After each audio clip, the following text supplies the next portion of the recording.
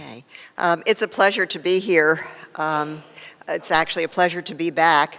When Smart Start was created a long time ago, I had the pleasure of traveling around the state in a helicopter, my first time in a helicopter, it was a little scary, with then Governor Jim Hunt to see what was beginning to happen with Smart Start. And in working with the Carnegie Corporation of New York, we worked with Smart Start over a number of years. So I was here at the beginning of that endeavor and have been pleased to come back a number of times ever since to see what's happening. I'm going to share the results of a 16-year journey to understand what it is that we can do to keep children engaged in learning. I found out in one of the Ask the Children studies that I did that too many children are not just dropping out of school or not being proficient at reading in third grade or having the other kinds of problems that we all worry about. Too many children were dropping out of learning. And so my endeavor is to go out to share the science of early learning, now in conjunction with the Bezos Family Foundation. It's the second day that I've been able to share my new job, so I'm very excited about that. So in this 16 years where we've been out and we've filmed the best research of developmental researchers and bring it to you generally free so that you can use it in the programs that you have, what have we learned from the science? And there are four major lessons that I'd like to share with you by taking you into the labs of major neuroscientists, developmental researchers, cognitive scientists, and people who study literacy, numeracy, and the development of the STEM sciences, and so forth.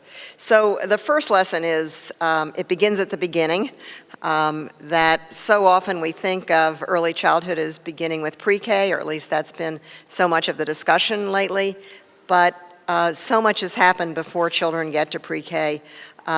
The architecture of the brain is built from the bottom up, and we have the genes that are very important, but it's experience that writes on our genes. So let's go now to Sam Wang at Princeton and hear how he explains it.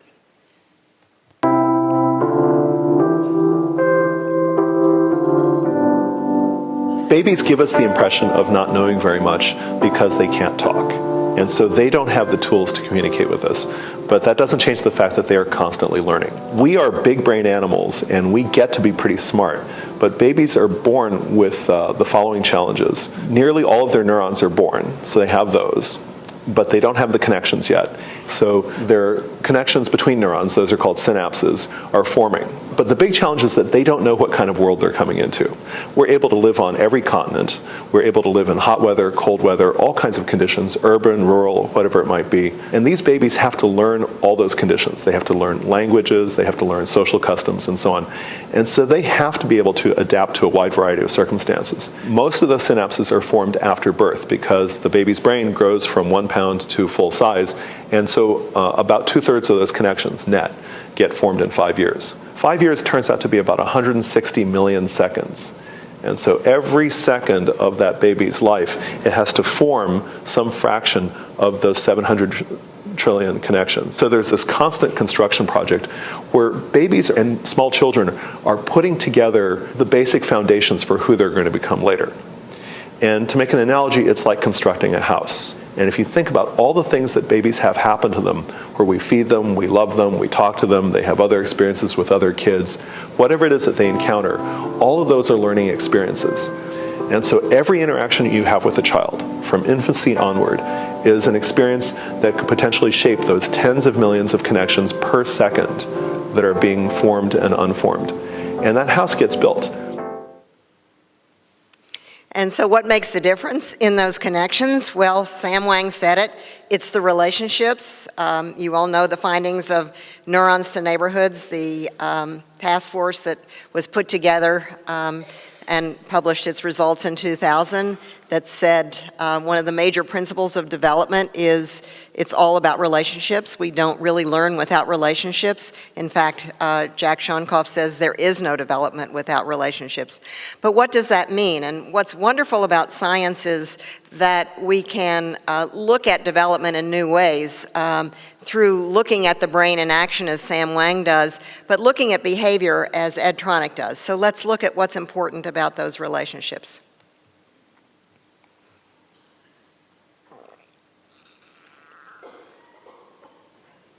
Dr. Edward Tronick of the University of Massachusetts, Boston, has devised a way to show how important social connection is to babies and how much it affects them when a connection with a parent or caregiver is broken. Ready? Let's sit up. First, Dr. Tronick places 6-month-old Mackenzie and her mother face to face. Hi. Can I touch her when I'm... He asks Mom to talk and play with her daughter the way she normally does. Hi, sweetheart. Obviously, their connection is strong. Yes. The baby is engaged, responsive, clearly emotionally content. All the way home. Then, Dr. Tronick instructs the mother to disengage by making a still face. She stays there, but doesn't respond to her baby. Mackenzie is confused at first. She's not used to Mom acting like this. Mom turns back, but keeps the still face. Mackenzie expects her to re-engage, but when she doesn't, look how the baby reacts. Even at this young age, she tries to entice Mom to interact with her. She reaches out. She smiles. She flails her hands. All strategies for getting Mom's attention. When that doesn't work, she becomes fussy, emotionally agitated. And finally, she just gives up. The meaning of the event is this emotion that the infant is experiencing in relationship to this breaking of the connection in relationship to the mother. And that's a fearful, frightening thing. And the infant will do a lot to try and overcome it. But when they fail with a sense of helplessness and a loss of control. Dr. Tronick then asks Mom to re-engage. What a good girl. It takes a moment, but soon the world goes back to normal for Mackenzie. And what Ed Tronick says that I think is so important is that it's the breaking of the connection and learning to reestablish connection that is most important. It's not awful that you break connections with children. That's how they learn to reestablish them. And so and again, this shows how resilient and strong children are under most circumstances. But what is it about that relationship that's so important? And it is what Ed Tronick calls a dance, that back and forth. You could see it with Mackenzie and her mother. But you can see it even more clearly in the latest research by Patricia Kuhl. Now that child has a strap under her neck. Elodie, her name is, and she's 11 months. And as you see her in the video, you'll see that she looks like she's wearing a hairdryer from Mars. That hairdryer from Mars is called an MEG machine, and it costs about $2.5 million. And it takes teams of people to understand the data. But what is really exciting about the new technology we have for looking at children's development is that this MEG machine can take a movie of the child's brain in action, and it completely revises how we think about children's learning. So let's go to Pat Kuhl's lab and see what they've learned about the importance of relationships.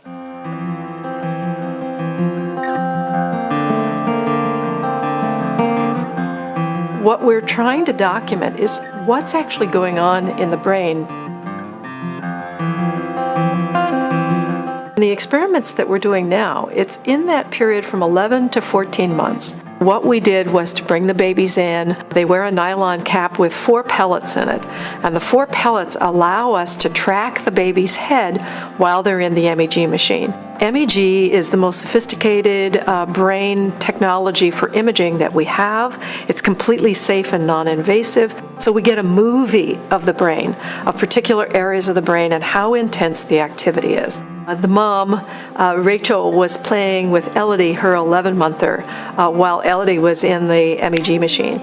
And you could see the delicate and sophisticated dance between the two of them. She would move her toys and talk, and she was asking Elodie, do you want this toy or that toy? Or do you want, shall we do this or shall we do that? She was playing with her and singing with her, and you could see Elodie react. She moved with her eyes, she moved to point, and she would produce a sound or a number of sounds. She would produce speech-like utterances to direct her mother's attention.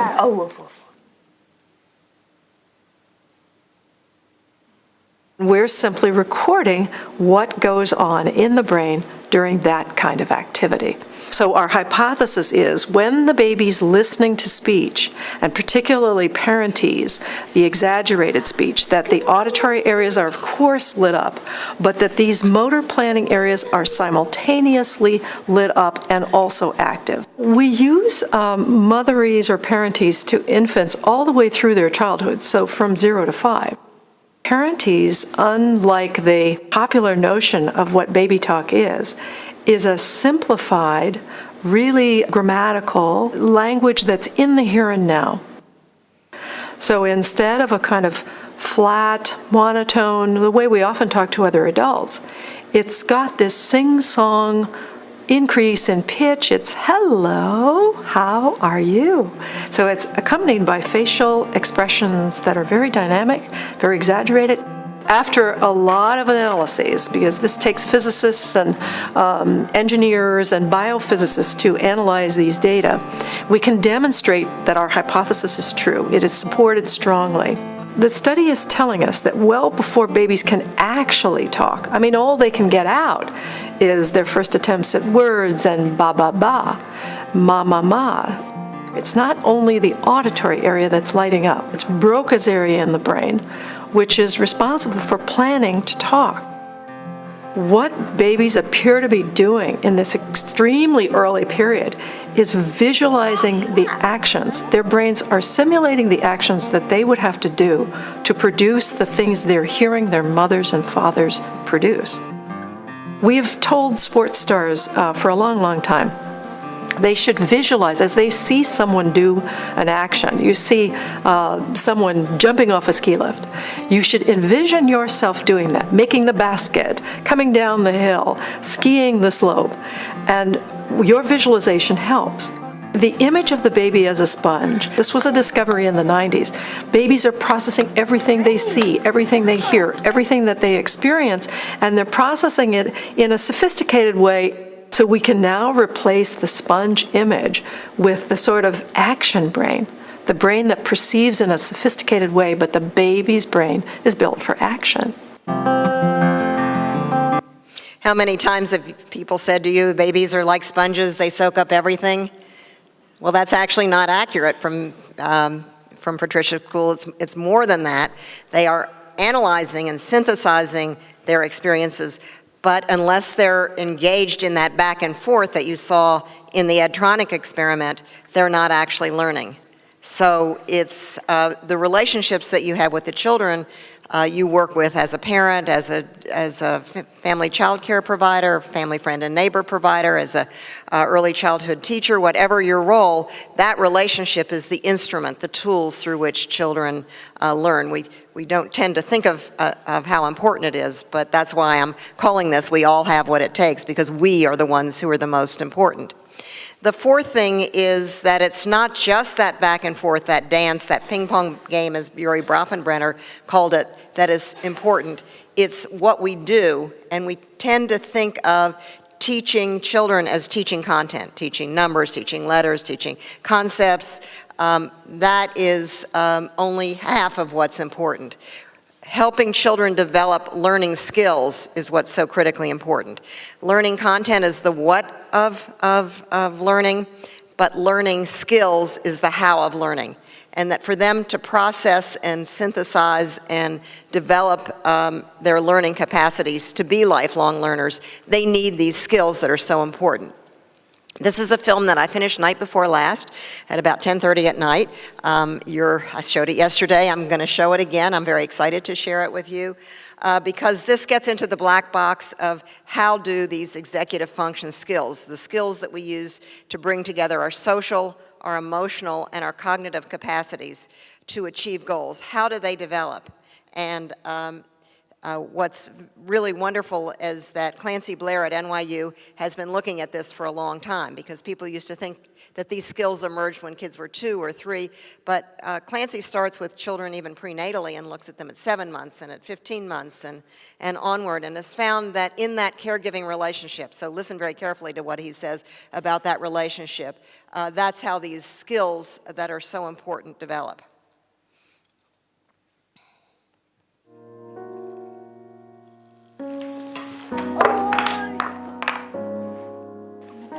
The research that we do involves children from now prenatally up through age 5, 6, or 7. It's a fascinating time in development. Understanding more about the process through which children come to regulate their attention and their emotion and their behavior will be able to help kids who have difficulty with that, to help parents and teachers. When I was a graduate student, I worked with a man named Craig Ramey, and Craig is responsible for the Abecedarian Project, which was one of the classic early intervention projects of the 1970s. The scientific question was, could high quality early care and education really make a difference in the lives of children at highest risk in terms of poverty? Abecedarian demonstrated that provision of that high quality early education and support could really make a difference for kids. And I thought, wow, if these programs are having this good long-term effect, they must be affecting some underlying process, what is that? That led us to ask a lot of questions about where executive functions come from, how they develop, what are the influences on them, and can we use them as a basis for early education? Executive function is somewhat of an umbrella term. It includes sort of specific cognitive processes, inhibitory control, working memory, cognitive flexibility. But it's really the use of all three of those and the services of planning, problem solving, setting a goal, meeting a goal, that really characterizes executive function. We really need to lay out the situation and then ask kids to act on the information that we've provided. That's the way we assess their executive function skills. We might say the opportunity is there for the child to have the snack, so they need to wait, a minute and a half.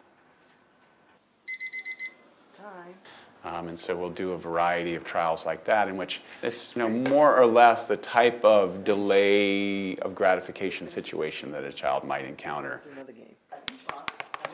The instruction there is for the child to look at the boxes, put a sticker in each of the boxes, and then the experimenter rearranges the boxes. The child chooses a box and finds the sticker. Good job. There it is. We rearrange the boxes again, and the task for the child is to go to a box that he or she hasn't looked in before. It's empty because you already chose that one. But some children return to the same box over and over.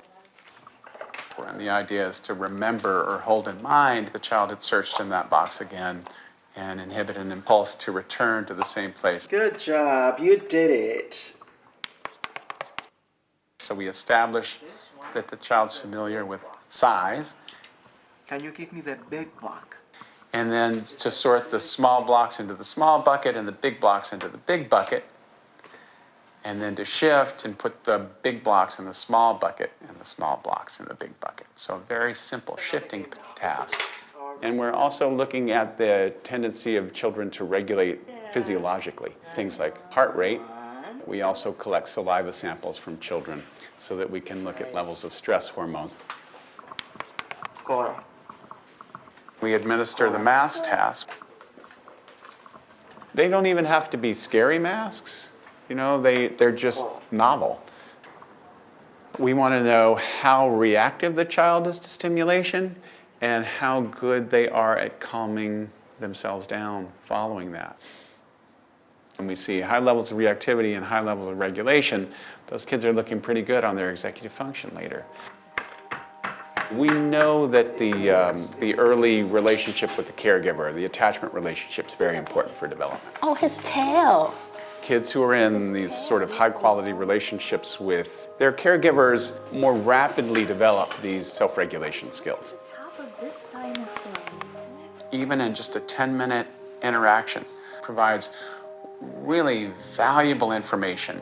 That mother was very appropriately supporting her children's engagement in activities, celebrating it with her, engaging in what we would think of as manifesting multiple aspects of sensitivity, positive regard, animation, support for autonomy.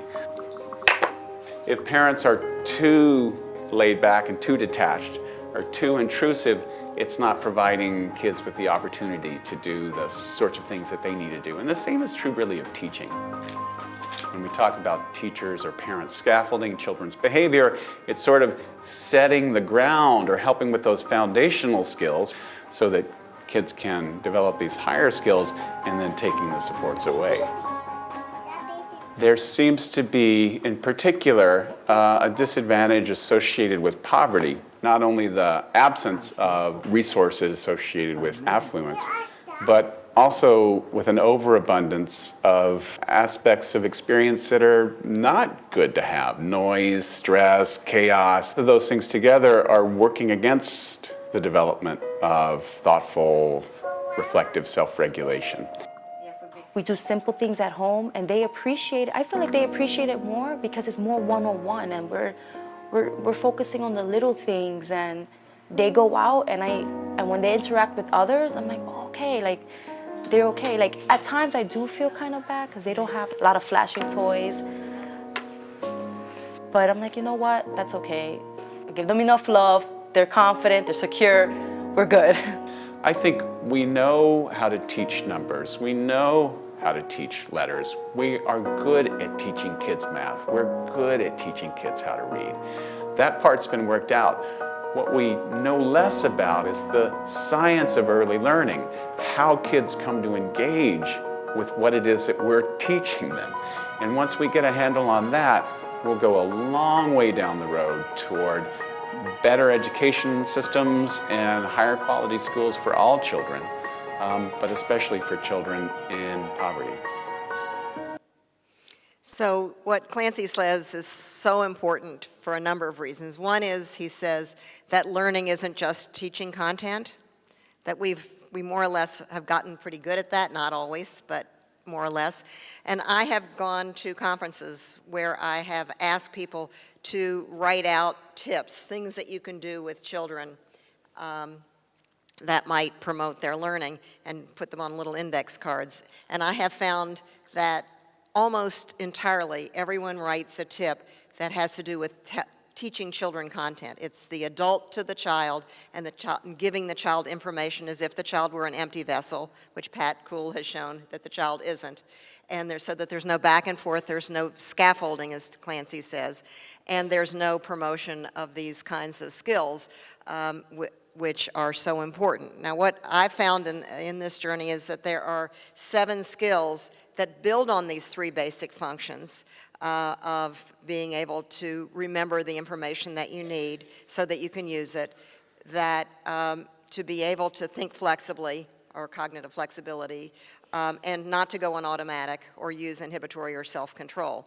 Those skills, those basic brain processes that are called executive functions, underlie each of these 7 skills, and these 7 skills promote those basic cognitive functions. For example, being able to pay attention and not go on automatic. And you can teach these, promote these in everyday ways. Megan McClellan, for example, at Oregon State University, has an exercise that's called the head-to-toe task. If the adult says, touch your head, The kids are first to touch their head. If the adult says touch your toes, the kids are to then touch their toes. But then she does the opposite in the way that Clancy did with the block sorting task. And she says, the experimenter says, touch your head, and the kids are supposed to do the opposite and touch their toes. So they're having to hold the rule in the memory, they're having to be flexible, and they can't go on automatic and copy what the adult does. And that simple game, which is like Simon says, is very predictive of 4- and 5-year-olds of whether or not they have good reading scores and good math scores. So you don't have to wait till they're 40 or 32. You see these changes right away when kids develop these games. Megan has gone on to develop what she calls circle time games that take traditional childhood games for circle time. We're using them in our research. And and you use these skills, and they, like red light, green light, mother may I, games like that she's adapted to promote executive function skills, and they actually make a difference, particularly with the kids who are having the most trouble learning. So these are new things that you can do, or things maybe that you already do, that can promote these skills. Perspective taking means understanding what someone else thinks and feels. It's very important for school readiness. If you know what the teacher expects, that's really helpful. What the other kids expect versus your own family or your neighborhood. And it's also important in reducing conflict. Kids who understand other people are less likely to get in fights. Communicating, which is the skill that employers think is most missing, involves kids understanding what it is they want to communicate, either verbally or in other ways, and how it will be heard. And so things like when my children were little, keeping journals, writing down their words, and then listening to how other people react to them. You can start this stuff very early. Making connections are the obvious kinds of sorting games that you play. And I'll show you one that Phil Zalazzo does, but then making unusual connections, which is the basis of creativity. Looking how things go together in one way and how they might go together in another way. Again, everyday things that teachers and parents can do. Critical thinking, I don't need to tell you in North Carolina how important critical thinking is right now. I was talking to Nancy Brown earlier about this whole issue, and what we need to do is help ensure that our population learns critical thinking skills before they become grown-ups, or as they become grown-ups, so that we make good political decisions about the future of our country. So critical thinking, and you promote that by letting children be scientists and find the answers to their own questions. That's one of the ways that you promote it. Not answering kids' questions right away, but saying, what do you think? How could we find out? Helps promote critical thinking. Taking on challenges is more than managing stress. It's helping children try that next hard thing, and the way we praise children makes a difference. So the research of Carol Dweck, if you've heard it, where we praise children for their effort or their strategies, not for their personalities. That helps children try next harder problems. And finally, being a self-directed, engaged learner, where we involve children socially, emotionally, and cognitively. If there's anything I hate in the world, it's people thinking that social emotional development is separate from cognitive development. If someone could explain to me how you're responding socially, emotionally without using your cognitive capacities, I would like to know how that works. But I ask every single scientist we interviewed, tell me about social emotional versus cognitive, and they all says the brain doesn't work that way. It's network stupid. The brain works as networks going together. So social, emotional, and cognitive learning, and helping them set goals.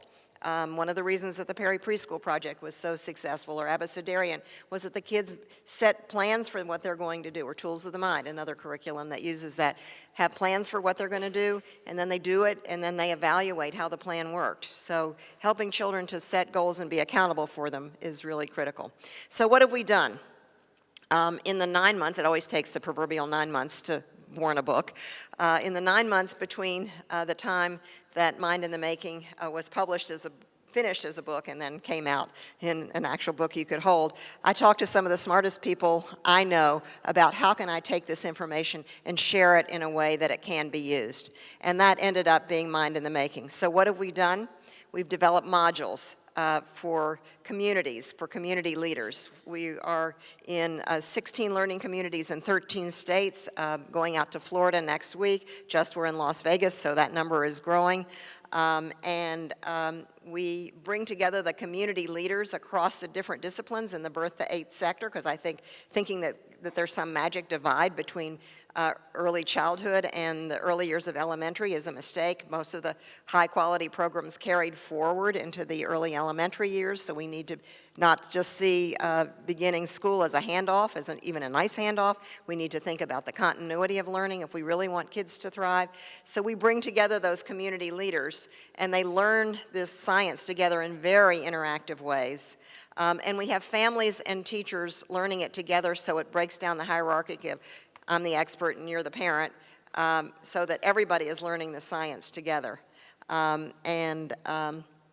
We also have, with the Bezos Family Foundation, have created a free app. It's called joinvroom.org, where we've written 1,000, literally 1,000 tips. All of these are in about 250 to 300 characters at a 3rd to 5th grade reading level. They do not ask parents or teachers to spend any more time than they have or any money. There's nothing in there that costs any money in these tips, but they take these everyday moments to promote these life skills in a way that is a back and forth interaction. It's not just pushing content out to children. And we have seen these downloaded in 100 countries, and 100,000 people are using this every day. You get your daily vroom tip, but then if you're in the supermarket and your child, like my 3-year-old grandson, is dashing out of the door, you can look up market and it'll give you a tip of something to engage him so that hopefully he doesn't run into traffic. He didn't. And we have communities now using Vroom as a whole community engagement strategy. For example, in the Suncoast, Florida area, they have 300 parent ambassadors who are taking Vroom out to their communities, which is very exciting. That's the Patterson Foundation has done that as a part of the campaign for grade level reading. Free, downloadable, there for you to use with your families. We've also created Take-Home Friday tips so that people can put a tip in a parent's child's backpack and take it home for the weekend or the summer too, the summer slump. We've created a library of 89 books that promote executive function life skills, and have created tips of how to read these books in ways that promote these skills.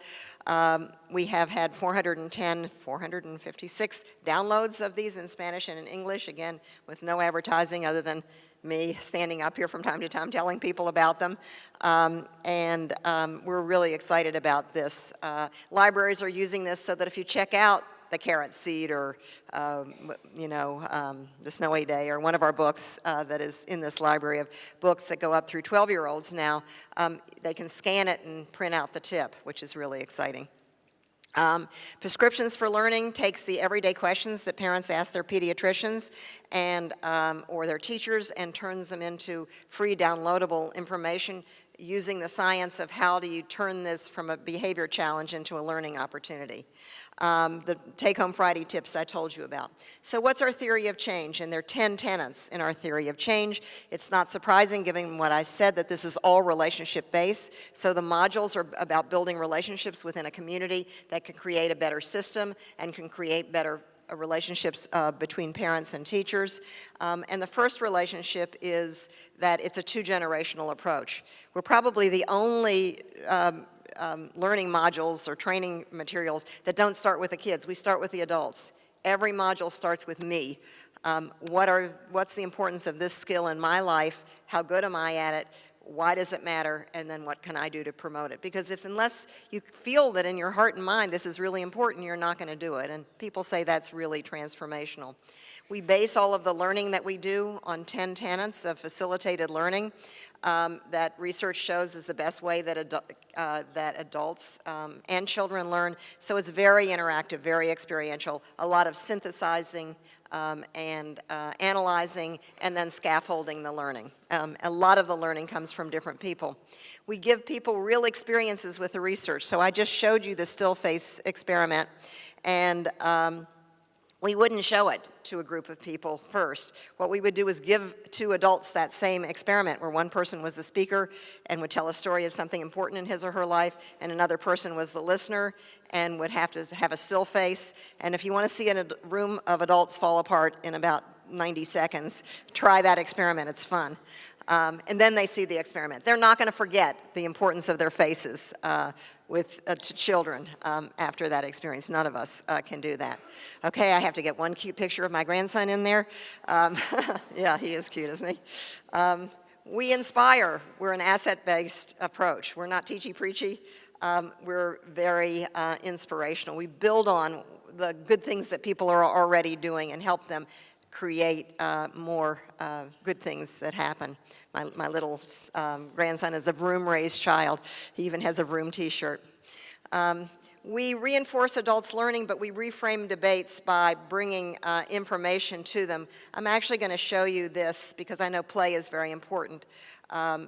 We reframe debates by bringing research to bear on it.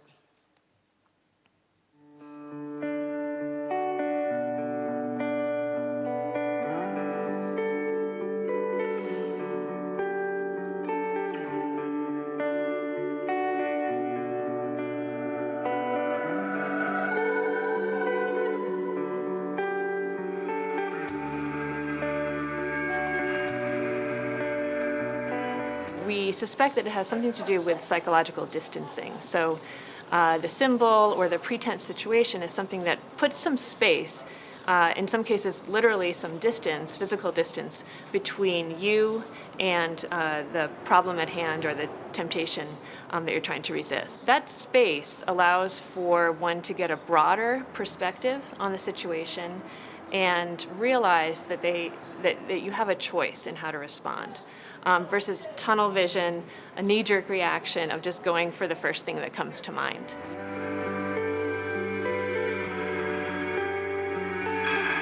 We've tried this as a frustrating task. So where children are emotionally engaged. I have two really awesome toys. I have a doll and a car. Which one do you want to play with today? The car. We can't play with it right away, but we're going to play with it in a little bit. But I want to make sure that it stays safe, okay? So we're going to put it in this box so that you can play with it later, all right? They really want it, but they have to use a set of keys in order to open this box to retrieve the toy. The trick is that none of the keys works on this large key ring.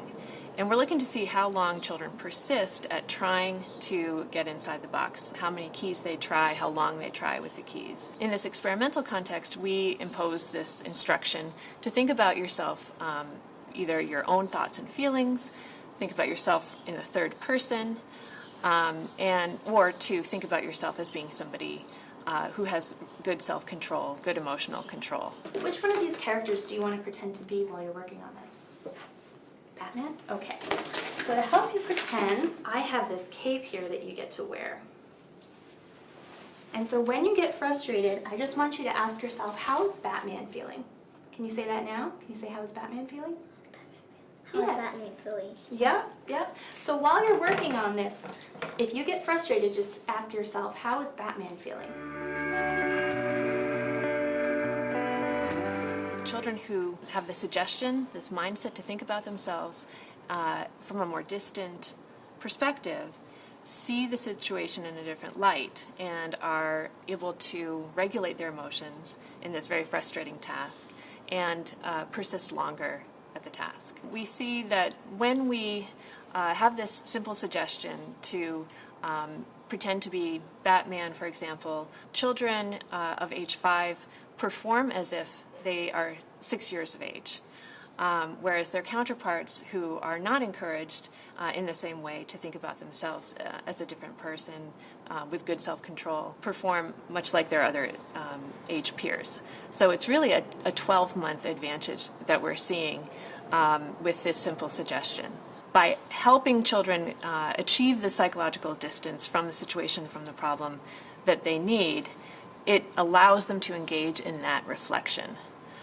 So the distance provides the window of opportunity for reflection to come in and take hold.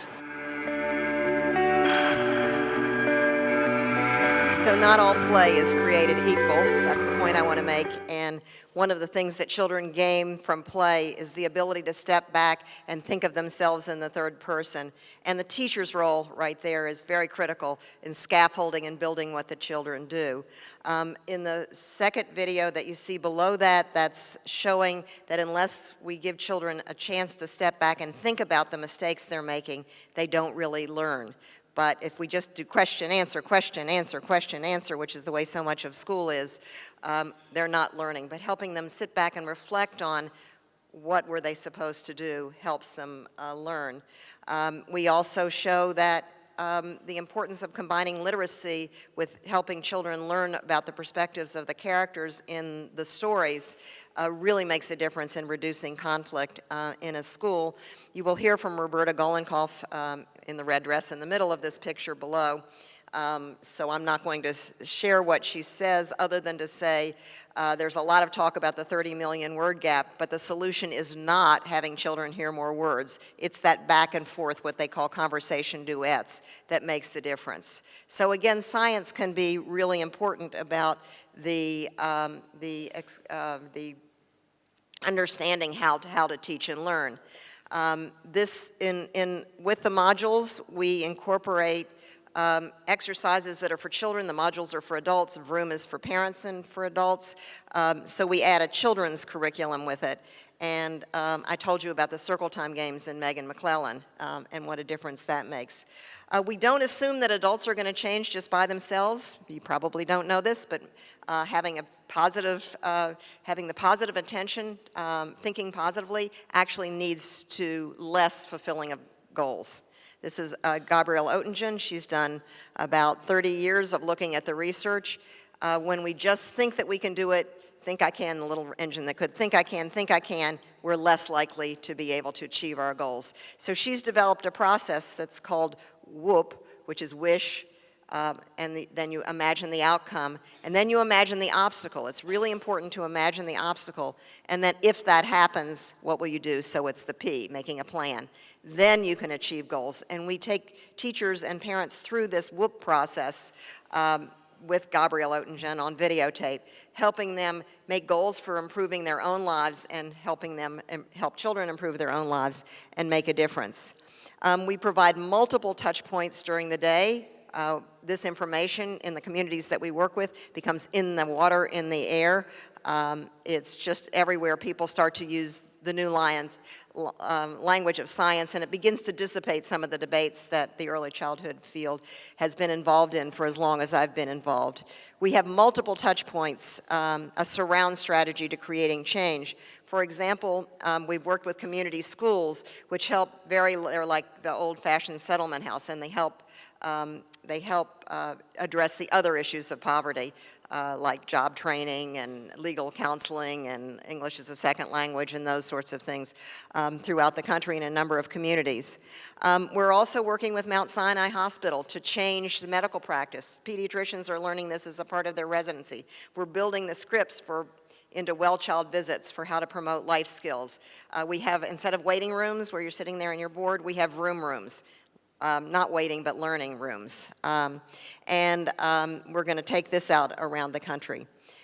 We've developed a curriculum for museums and libraries as well, and we're in 30 states with that curriculum in helping the frontline people in museums and libraries use this in their practice.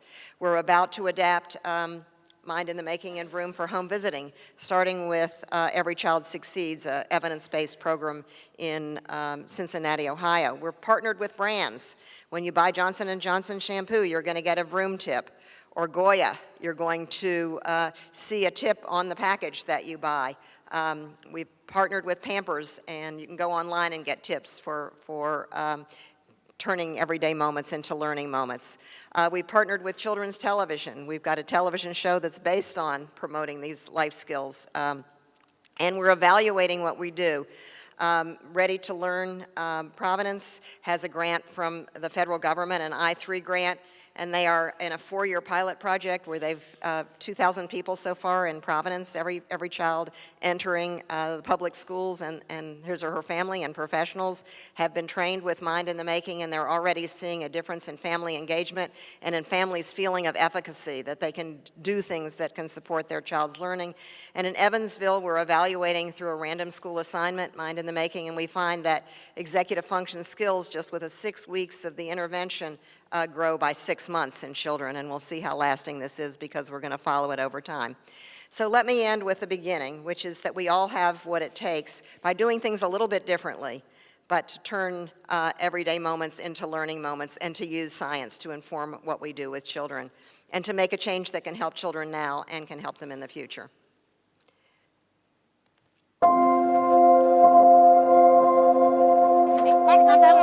Yes, and I'm gonna hang up the jackets, okay? I'm really rushing all the time. I don't have enough time just to sit down with them. Being a full-time mom and having a full-time job, it's not easy. I always worry, am I doing enough with my kids? Am I doing the important stuff that they need?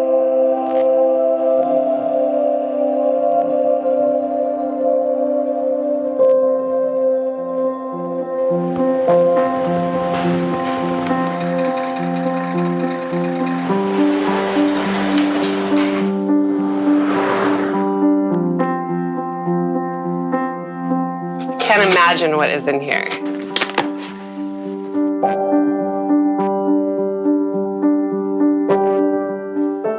It feels really powerful. You guys.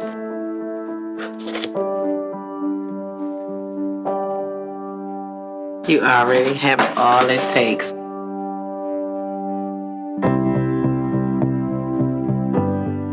Maybe I just didn't look at it that way because I always want better. You put your feet in them? No. No? I know that I can do it. Which one is rough? This one. It's amazing the little things that we do. We don't even realize we're teaching our kids. You did it, Mom. Yay! Good job.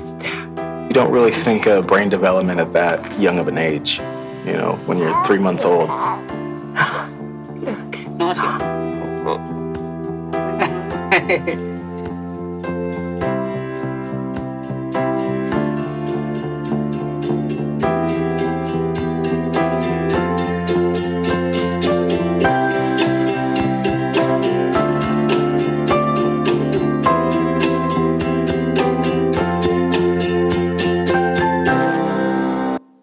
Thank you very much.